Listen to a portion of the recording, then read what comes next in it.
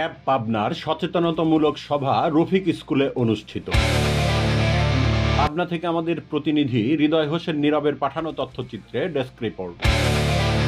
1978 সালে ফেব্রুয়ারিতে ঢাকায় প্রতিষ্ঠিত ভোক্তাদের অধিকার ও স্বার্থ সংরক্ষণে সচেতনতা বৃদ্ধি এবং নীতিমালা প্রণয়নে কাজ করে থাকা বেসরকারি অলাভজনক স্বেচ্ছাসেবী সংস্থা consumers association of Bangladesh cab এর পাবনা জেলা শাখার আয়োজনে ভোক্তা সচেতনতামূলক সভা অনুষ্ঠিত হয়েছে।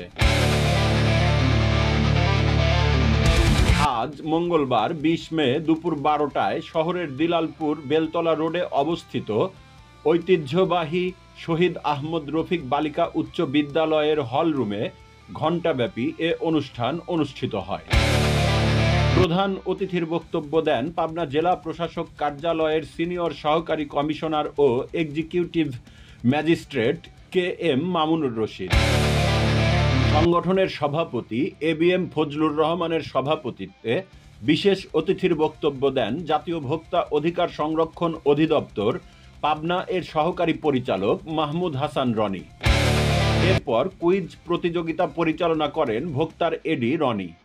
শিক্ষার্থীরা স্বতঃস্ফূর্তভাবে অংশগ্রহণ করেন এবং প্রশ্নের জবাব দেন।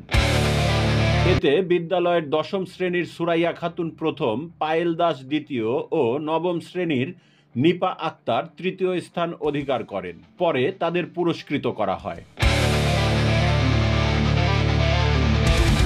সাধারণ সম্পাদক সহকারী অধ্যাপক এস এম মাহবুব আলমের সঞ্চালনায় আরও বক্তব্য দেন বিদ্যালয়ের প্রধান শিক্ষক হেলেনা খাতুন, সংগঠনের যুগ্ম সাধারণ সম্পাদক শফিক আল কামাল, সাংগঠনিক সম্পাদক ডক্টর মনসুর আলম, সদস্য কবি আজিজা পারভিন ও BRAC SSF program area manager Sohrab Hossain.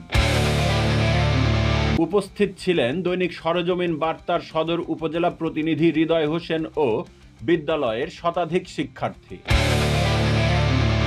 সভাপতির সমাপনী বক্তব্যের পর অনুষ্ঠানের সমাপ্তি হয়। অনুষ্ঠানের শুরুতে পবিত্র কুরআন থেকে তিলাওয়াত করেন সিএনএফ টিভির চেয়ারম্যান খালেদ আহমেদ আল চিশতি নিজামী ফকির।